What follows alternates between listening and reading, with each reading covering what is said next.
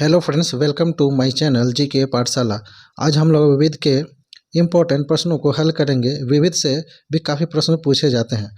प्रश्न शुरू करने से पहले मेरे चैनल को लाइक करेंगे, सब्सक्राइब करेंगे एवं बेल आइकन को दबा देंगे ताकि मैं जो भी वीडियो डालूँ आप लोगों तक सबसे पहले पहुंच सके।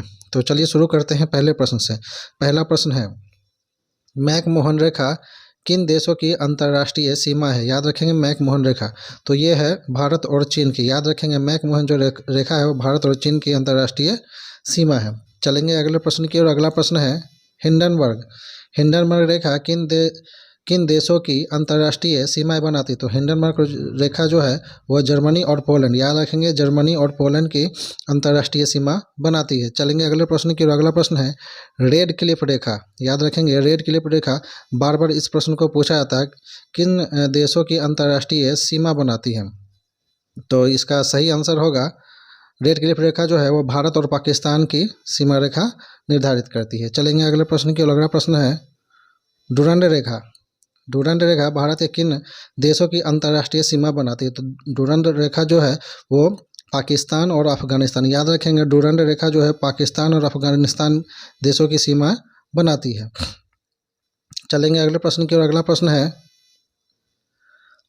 38वीं समांतर रेखा। याद रखेंगे 38वीं समानांतर रेखा किन देशों की अंतर्राष्ट्रीय सीमा बनाती है?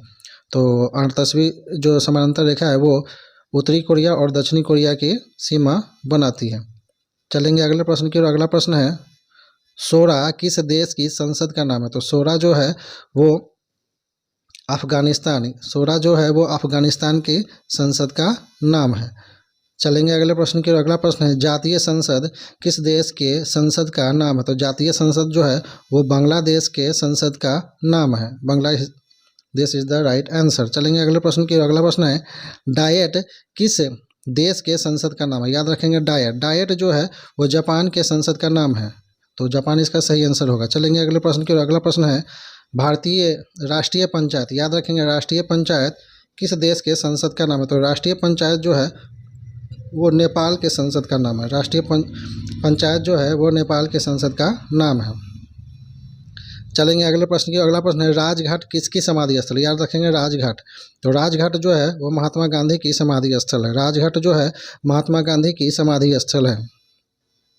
अगला प्रश्न है, शांतिवन। याद रखेंगे शांतिवन किसकी समाधि स्थल है? तो शांतिवन जो है वो पंडित जवाहरलाल नेहरू, याद रखेंगे शांतिवन पंडित जवाहरलाल नेहरू की समाधि स्थल है। अगला प्रश्न है, विजय घाट। विजय घाट किसकी समाधि स्थल है? तो विजय घाट जो है वो लाल बहादुर शास्त्री की समाधि स्थल है। विजय घाट लाल बहादुर शास्त्री की समाधि स्थल है। अगला प्रश्न है, शक्ति स्थल। शक्ति स्थल किसकी समाधि स्थल है? शक्ति स्थल जो है वो श्रीमती इंदिरा गांधी की समाधि स्थल है। चलेंगे अगले प्रश्न की ओर। अगला प्रश्न है, वीरभूमि। वीरभूमि किसकी समाधि स्थल है? तो वीरभूमि जो है वो राजीव गांधी की समाधि स्थल है। चलेंगे अगले प्रश्न की ओर। अगला प्रश्न, समता स्थल किसकी समाधि स्थल है? समता स्थल, तो समता स्थल जो है वो जगजीवन राम की समाधि स्थल है। याद रखेंगे जगजीवन राम, समता स्थल जगजीवन राम। अगला प्रश्न है, किसान घाट। याद रखेंगे किसान घाट किसकी समाधि स्थल है? तो किसान घाट जो है वो चौधरी चरण सिंह की समाधि स्थल है। अगला प्रश्न है, स्मृति स्थल। याद रखेंगे स्मृति स्थल, तो स्मृति स्थल जो है अटल बिहारी वाजपेयी की समाधि स्थल है। अगला प्रश्न है, महाप्रयाण घाट। याद रखेंगे महाप्रयाण घाट किसकी समाधि स्थल है? तो महाप्रयाण घाट जो है डॉक्टर राजेंद्र प्रसाद की समाधि स्थल है। अगला प्रश्न है, लव शब्द किस खेल से जुड़ा हुआ है? याद रखेंगे लव शब्द जो है वो बैडमिंटन से जुड़ा हुआ है। अगला प्रश्न है, स्ट्राइक शब्द। स्ट्राइक शब्द में किस खेल से जुड़ा हुआ है? स्ट्राइक शब्द, तो स्ट्राइक शब्द जो है वो बेसबॉल से जुड़ा हुआ है। याद रखेंगे स्ट्राइक शब्द जो है वो बेसबॉल से जुड़ा हुआ है। अगला प्रश्न है, बुल्स आई। बुल्स आई जो है वो बुल्स आई शब्द जो है किस खेल से जुड़ा हुआ है? तो बुल्स आई जो है वो शूटिंग से जुड़ा हुआ है। अगला प्रश्न है, डबलिंग शब्द। डबलिंग शब्द जो है किस खेल से जुड़ा है? तो डबलिंग जो है वो वॉलीबॉल से जुड़ा हुआ है। डबलिंग जो है वो वॉलीबॉल से जुड़ा हुआ है। चलते हैं अगले प्रश्न की ओर। अगला प्रश्न है, बिशप शब्द। बिशप शब्द जो है कि किस खेल से जुड़ा हो? तो बिशप शब्द जो है वो शतरंज से जुड़ा हुआ है। याद रखेंगे बिशप शब्द जो है वो शतरंज से जुड़ा हुआ है। चलेंगे अगले प्रश्न की ओर। अगला प्रश्न है, डायमंड डायमंड जो है किस खेल का परिसर का नाम है? डायमंड जो है किस खेल के परिसर का नाम है? तो डायमंड जो है वो बेसबॉल से जुड़ा हुआ है। याद रखेंगे, डायमंड जो है वो बेसबॉल से जुड़ा हुआ है। चलेंगे अगले प्रश्न की। एरिना खेल किस परिसर का नाम है? तो एरिना जो है वो घुड़सवारी परिसर का नाम है। चलेंगे अगले प्रश्न की। अगला प्रश्न है कोर्स खेल, याद रखेंगे, कोर्स खेल किस परिसर का नाम है? तो कोर्स खेल जो है वो गोल्फ परिसर का नाम है। चलेंगे अगले प्रश्न की। अगला प्रश्न है वॉलीबॉल में कितने खिलाड़ी होते हैं? बार बार पूछा जाता है इस कंपटीशन के एग्जाम में, किस खेल में खिलाड़ियों की संख्या कितनी होती है? तो ये मोस्ट इम्पोर्टेंट प्रश्न हो जाते हैं। तो चलिए देखते हैं वॉलीबॉल में कितने खिलाड़ी होते हैं। तो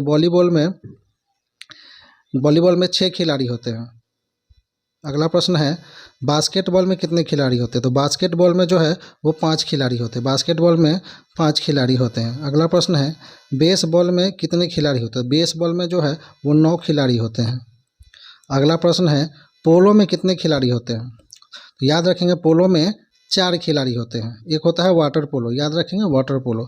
देखते हैं अगले प्रश्न को। अगला प्रश्न वाटर पोलो आ गया है। वाटर पोलो में कितने खिलाड़ी होते हैं? वाटर पोलो में 7 खिलाड़ी होते हैं। वाटर पोलो में 7 खिलाड़ी, पोलो में 4 खिलाड़ी और वाटर पोलो में 7 खिलाड़ी होते हैं। चलेंगे अगले प्रश्न की ओर। खो खो में कितने खिलाड़ी होते हैं? तो खो खो में 9 खिलाड़ी होते हैं। अगला प्रश्न है कबड्डी में कितने खिलाड़ी होते हैं? तो कबड्डी में 7 खिलाड़ी होते हैं। चलते हैं अगले प्रश्न पर। अगला प्रश्न है रग्बी फुटबॉल, याद रखेंगे रग्बी फुटबॉल के बारे में पूछा जा रहा है। तो रग्बी फुटबॉल में कितने खिलाड़ी होते हैं? रग्बी फुटबॉल में 15 खिलाड़ी होते हैं। अगला प्रश्न है नेट बॉल में कितने खिलाड़ी होते हैं? नेट बॉल में 7 खिलाड़ी होते हैं। याद रखेंगे नेट बॉल, कबड्डी और वाटर पोलो में 7 खिलाड़ी होते हैं। चलेंगे अगले प्रश्न की ओर। अगला प्रश्न है फीफा कप, याद रखेंगे फीफा कप किस खेल से संबंधित है? तो फीफा कप जो है वो फुटबॉल से संबंधित है। अगला प्रश्न है ध्यानचंद ट्रॉफी किस खेल से संबंधित है? ध्यानचंद ट्रॉफी जो है वो हॉकी से संबंधित है। इस प्रश्न को बार बार पूछा जाता रहा है कंप्यूटर्स के सभी एग्जाम में। चलेंगे अगले प्रश्न की ओर। अगला प्रश्न है संतोष ट्रॉफी किस खेल से संबंधित है? तो संतोष ट्रॉफी जो है वो फुटबॉल से संबंधित है। संतोष ट्रॉफी जो है फुटबॉल से संबंधित है। अगला प्रश्न है डूरंड कप, याद रखेंगे डूरंड कप जो है वो किस खेल से संबंधित है? तो डूरंड कप भी जो है वो फुटबॉल से संबंधित है। अगला प्रश्न है बटरफ्लाई शब्द किस खेल से संबंधित? बटरफ्लाई शब्द बार बार पूछा जाता है इस प्रश्न को। तो बटरफ्लाई जो शब्द है वो तैराकी से संबंधित है, याद रखेंगे तैराकी। चलेंगे अगले प्रश्न की। अगला प्रश्न है केंद्रीय गन्ना अनुसंधान संस्थान कहाँ स्थित है? तो केंद्रीय गन्ना अनुसंधान संस्थान कोयम्बटूर में स्थित है। Coimbatore is the right answer. चलेंगे अगले प्रश्न की। अगला प्रश्न है केंद्रीय तंबाकू अनुसंधान संस्थान कहाँ स्थित है? तो केंद्रीय तंबाकू अनुसंधान संस्थान राजमुंदरी में स्थित है।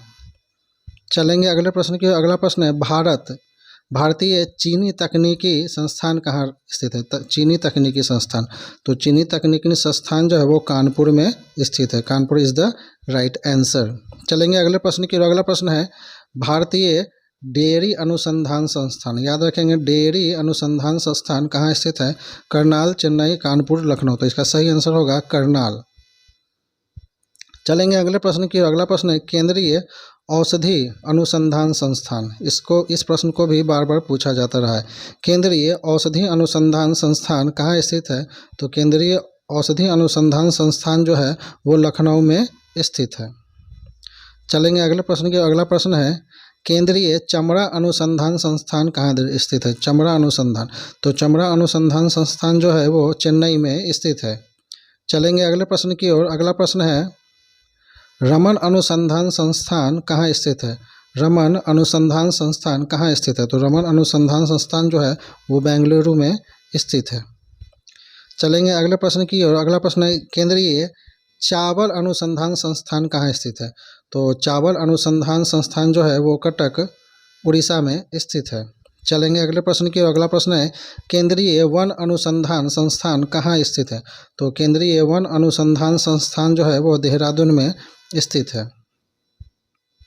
चलेंगे अगले प्रश्न की ओर। अगला प्रश्न है केंद्रीय खनन अनुसंधान संस्थान कहाँ स्थित है? तो केंद्रीय खनन अनुसंधान संस्थान धनबाद में झारखंड के धनबाद में स्थित है। चलेंगे अगले प्रश्न की ओर। अगला प्रश्न है भारतीय मौसम वेधशाला। भारतीय मौसम वेधशाला कहाँ स्थित है? तो भारतीय मौसम वेधशाला वो पुणे में स्थित है। तो आज के सीरीज को यहीं समाप्त करते हैं। कैसा लगा ये सीरीज विविध का? तो अगर अच्छा लगा हो तो मेरे चैनल को लाइक करेंगे, सब्सक्राइब करेंगे और बेल आइकन को दबा देंगे और इस सीरीज को शेयर करेंगे।